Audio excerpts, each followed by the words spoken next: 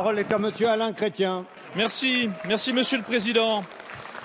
Madame la ministre de l'Éducation nationale, non, nous ne vous lâcherons pas sur votre réforme du collège.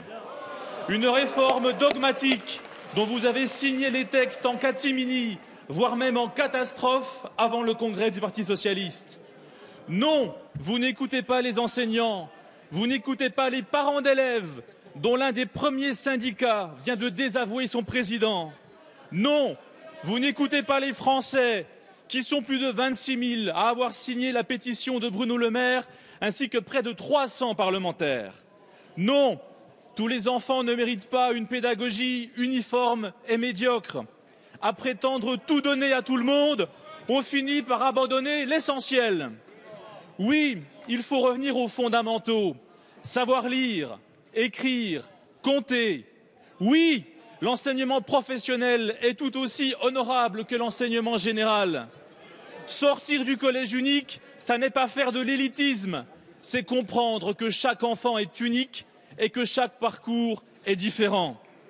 Non, nous ne vous lâcherons pas sur cette réforme, car elle est l'essence même de l'égalitarisme socialiste qui tire la France vers le bas.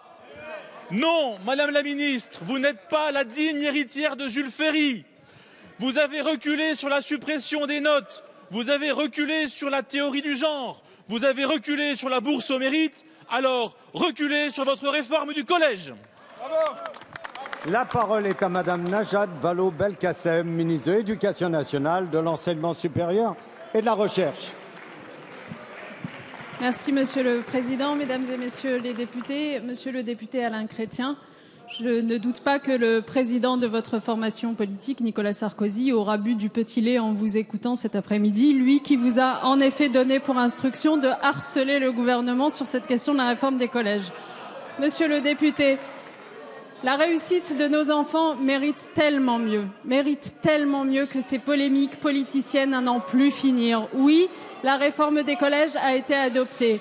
La pédagogie étant l'art de la répétition, je veux bien, pour la 31e fois, j'ai compté le nombre de questions que vous m'avez adressées depuis quelques semaines, pour la 31e fois, vous expliquer en quoi le collège que nous préparons pour nos enfants a vocation à faire réussir chacun d'entre eux.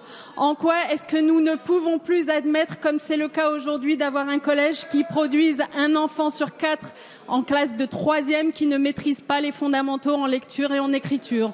En quoi est-ce qu'avec de l'accompagnement personnalisé, avec du travail en petits groupes, avec de nouvelles pratiques pédagogiques dont toutes les enquêtes démontrent les vertus, nous allons mieux faire réussir pas simplement 15% d'élèves, mais tous les collégiens, 100% des collégiens. Monsieur le député, je ne me souviens pas que vous vous soyez intéressé à l'éducation avant de vous saisir de ce sujet comme d'un prétexte. Alors je veux vous le dire. L'éducation est un sujet sérieux. Parce que l'éducation est un sujet sérieux, il faut écouter ce que vous disent les enseignants eux-mêmes, car ce sont les enseignants qui les premiers ont inspiré cette réforme. Avec l'autonomie que nous laissons aux établissements, ces derniers pourront enfin répondre aux besoins de leurs élèves. Avec des pratiques pédagogiques qui ont été inspirées du terrain partout et qui ont révélé qu'elles permettaient aux enfants de mieux apprendre, le collège 2016 s'intéressera enfin à la réussite. Vous ne voulez pas y adhérer, c'est votre politique, la nôtre, nous l'assumons. Merci.